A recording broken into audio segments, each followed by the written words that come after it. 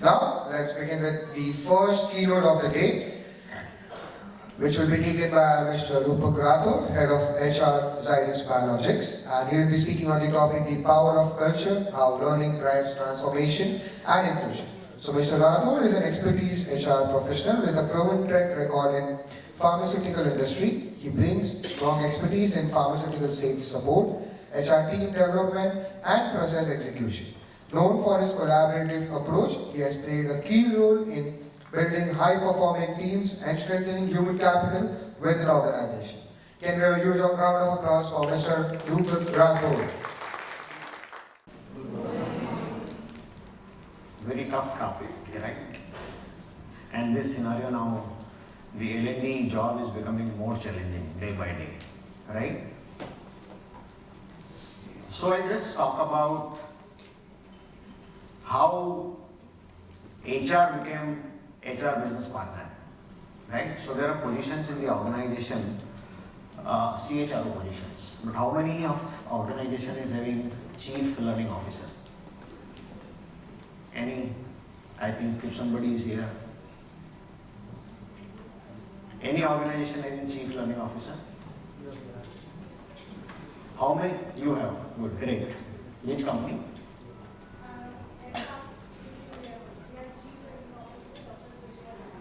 Great, great. And this is a common function, this is HR, L&D is a common function or is a separate function in the organization? Okay.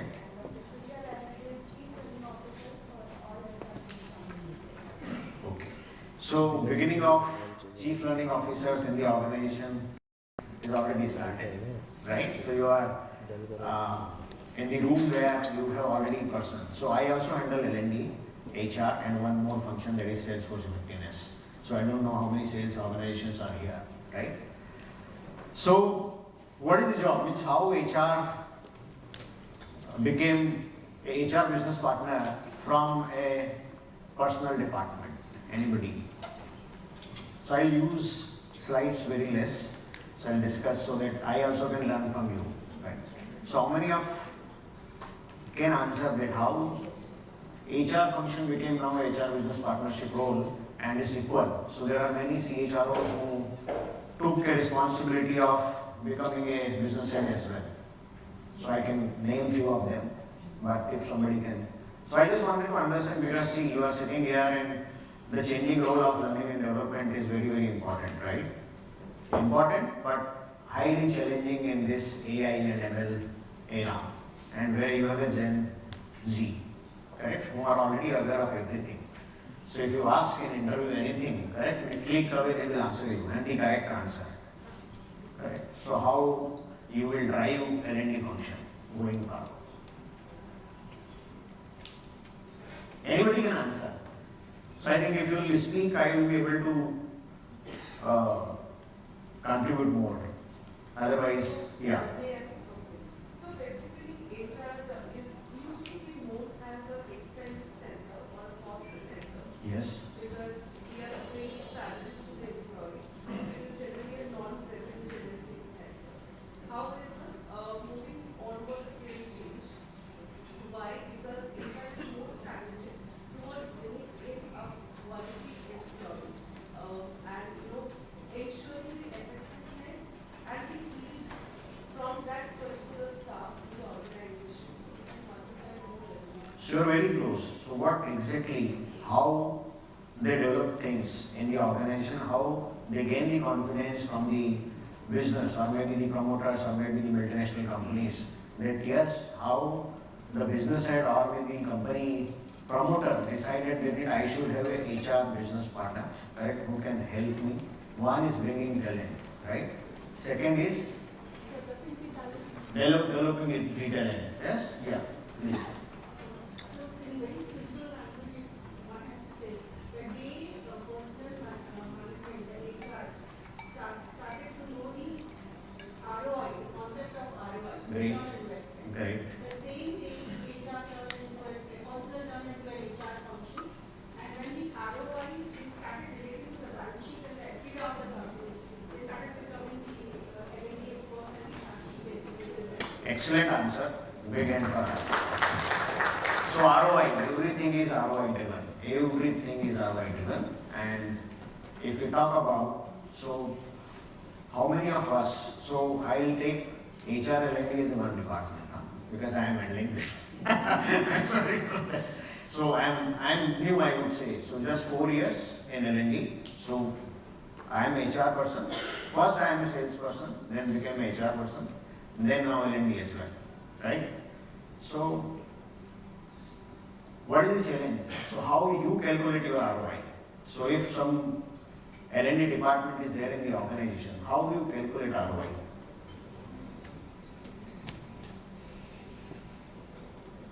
Anyone? Yeah.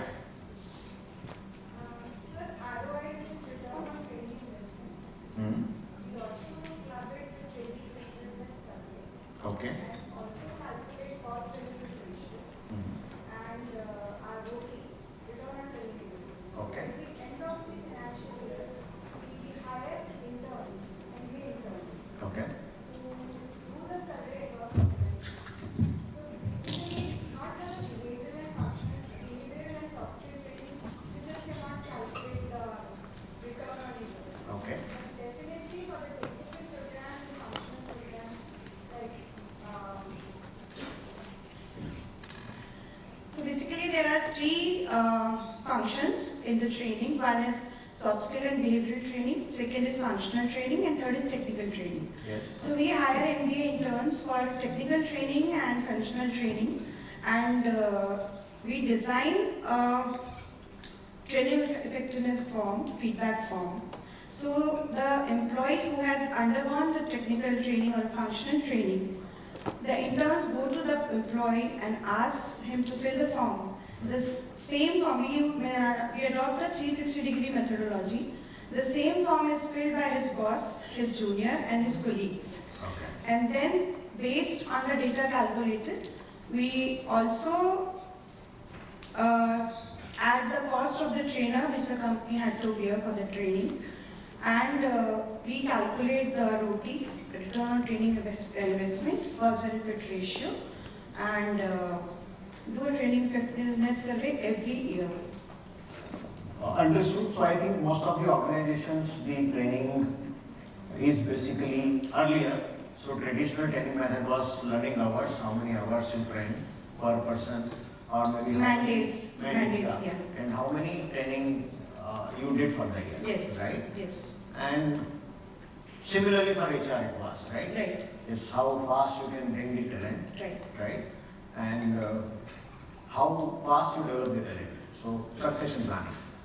So this, coming to ROI again, so to calculate ROI also, first we need to understand permanent productivity of the organization. So how many of us know the permanent productivity of my organization is what? So if we don't know, then how we will attend it? Right? So this is, which I just discussing all these things because as a L&D leaders, right, we should know our business first, permanent productivity first, correct? Our competitor also, what they are doing, what is their productivity, correct? So HR, so in the many organizations, the HR cost, what is the percentage of HR cost is there in the organization? Rough calculation if somebody is aware, and what should be the HR cost? Then I will come to L&D cost. So if I am a owner of the organization or maybe a promoter of the organization, how I calculate that? What should be my HR cost? Sir, may I? Yeah. Sir, it depends on the organization. It varies from organization to organization, the HR budget allocated, and also Whom allocate the budget? the MD and the chairman allocates the HR budget. No. Yeah, please. So typically in a manufacturing organization, 15% would be the total HR budget. If you go to service sector, it goes. So you are talking about revenue to HR budget or you are talking about Total cost to HR. total cost? Okay. So now the organization has started calculating revenue to HR cost, not the total cost. So revenue to HR cost. So what is that? What is minimum, what is maximum? Suppose I am a matured organization or established organization, what should be my HR cost? And if I am a startup, what should be my HR cost? Then only I will be able to tell my promoters, or maybe whenever you are discussing in the boardroom, that if there is a startup, when will be the break even for the organization. So how do you calculate that? Market to it. So revenue to HR would be in manufacturing. So for example, and I add another. understood, I'll answer this. So in a mature business, in a established business, the HR cost is around 10% to revenue, right? In new startups, it will vary from 20 to 30%. That what is my salary decisions, that at what cost I need to hire. So it is between 20 to 30%. So if any startup, if it is 15%, they will have cost of break even. If they have 20%, they will take more time. If they have 30%, they will take more time again, right? So now so you understood HR cost calculations, how this is decided, right? So there are multiple discussions in our kind of organization, pharma organization. For next year, we start budgeting from September. So July salary. So 3-4 months we discuss, and then we arrive at the, right? So like MD and CEO, they discuss. So they negotiate with HR also. So if I go and take HR cost of 11%, they will ask me to reduce it to 9%. And then I have to negotiate. So that's how HR started playing a role of business partnering. And this is not only business partnering. Then they started calculating the turnaround time of vacancy fill up. There is a SLA. So how fast I bring people in the organization, correct? So earlier it used to be 60-70 days of turnaround time of filling F1 vacancy. Now it is reduced to 20 days. With the help of AI, reduced to 15 days. Right? So as a HR, I am adding value to the organization in terms of the revenue. Right? Now coming to, how many of you know that what is the L&D cost in your organization? Percentage. Anyone? Tentative also, whatever figure, yeah, please. Okay.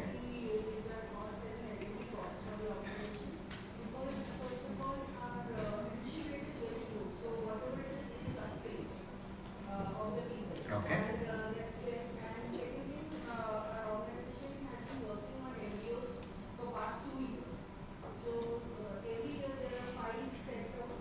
So happy once again, weekend for us. Many of us do not know what is our L&D budget, percentage to sales. Correct? So these are the basic things. If we know this, then only we will able to think that how do I contribute in terms of bringing more business, making organization more profitable, right? So 2% is nothing, ना? तो जब L&D का budget इतना कम है, 2% भी higher बोला उन्होंने, उनका ज़्यादा है. Most of the organization is having less than 1%. Less than 1%.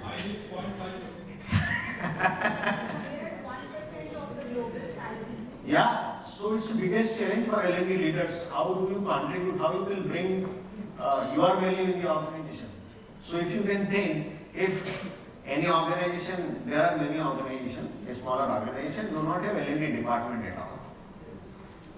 Right? Either outsource or as and when required, they have a training programs, like if they have a new hiring, correct, they want to just have a 5-6 days training program so that they understand your products.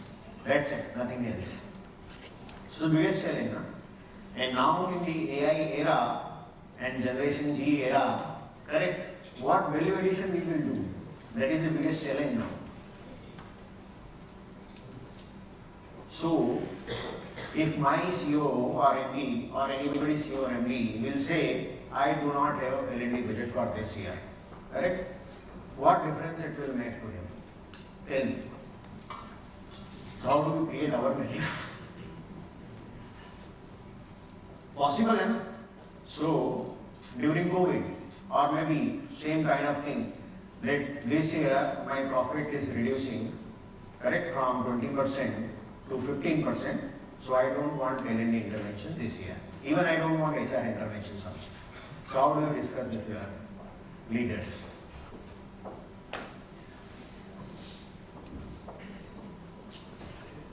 So first, my request, first calculate like she told that 2% is very good L&D cost for her organization. Correct? Mine is 1.3. Okay? And many organizations less than 1%.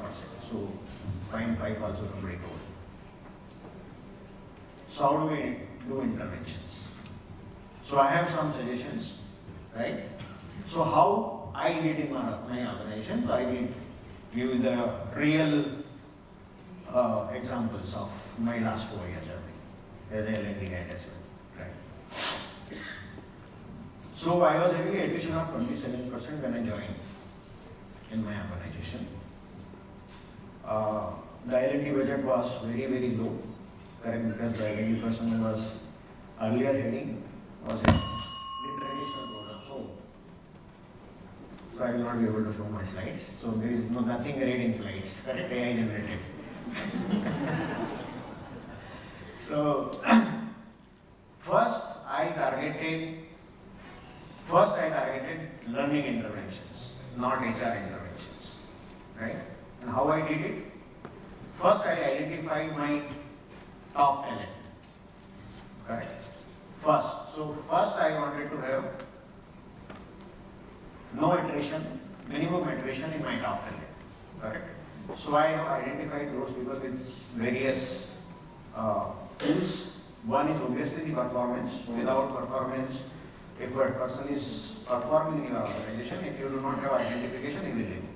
So if you identify 50% of your job you have done, correct? So the person who is aware that I am identified talent in my organization, correct? Your 50% work is done. The second expectation that what HR and L&D will do for me now. So once you identify, correct?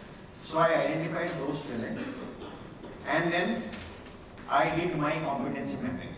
So we have 6 competencies for every level. The same competencies but the different level. Right? So out of 6 competencies, I benchmark them that how many people are very good at 1, 2, 3 competencies and how many people are lacking in those out of 6. Right? So out of 6 competencies, I have 6 quadrant where people mapped that this person is very good at, for example, business acumen. Right? So I kept them separate.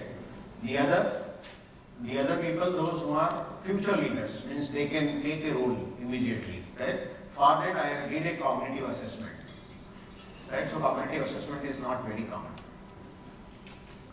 Correct? People, those who can take up the role, but they will be successful. Whether I have that test in my organization. Right? So we should have those. Even at the time of interviews also, whether my L&D person is sitting with me during the interviews with my HR business partner. Correct? So what HR is checking? General things, right? Past performance, my requirement, organizational fit, right? So what is the L&D job there? I'll take 5 minutes more. Yeah. So, what is L&D job there? So L&D job do not start from once the hiring is done. So L&D job start from during the hiring, the starting of the hiring. Correct? So if you are able to contribute in terms of at the time of hiring that this person is suitable for my organization, if you have those questions ready, those assessments ready, according to your organization, products, right? If you are in selling to products, if you are in something else, then also, right? So whether they are having skills and whether they are trainable, right? So my 50% of rejection happens through L&D, not HR. So if we are hiring a right talent, then L&D can say that I am hiring a right talent and I am contributing in terms of reducing attrition, right? So for example, if you reduce attrition by 5%, right, your revenues is up by more than 5%. more than 10%. Then you can tell your CEO or maybe promoters that if I am able to do this, so in the maximum organization, the infancy attrition is ranging between 30 to 35%, in IT it is 50% and more, right? So I reduce my attrition from 27% to 18% in 2 years. So I added value. I increase my internal promotion from 30% to 70% in 3 years. Added value. I have successors ready. If I am expanding my business, I do not need to go out for the talent buy. Correct? So I have internal people ready.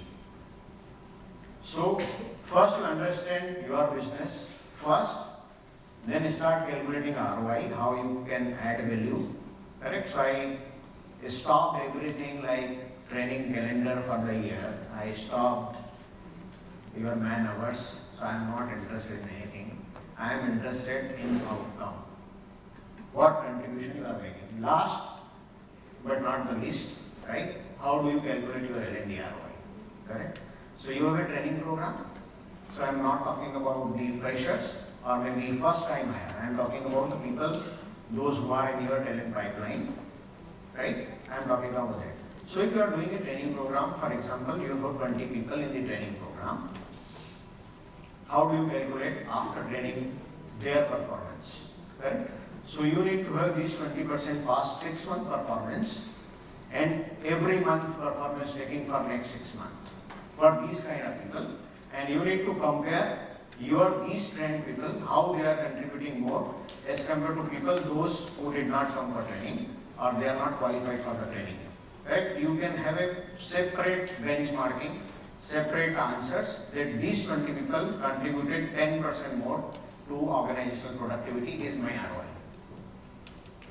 Then only your business, your CEO will start respecting and start inclusion of yours in everything, all decisions. That's all from my side. So no slides. Thank you.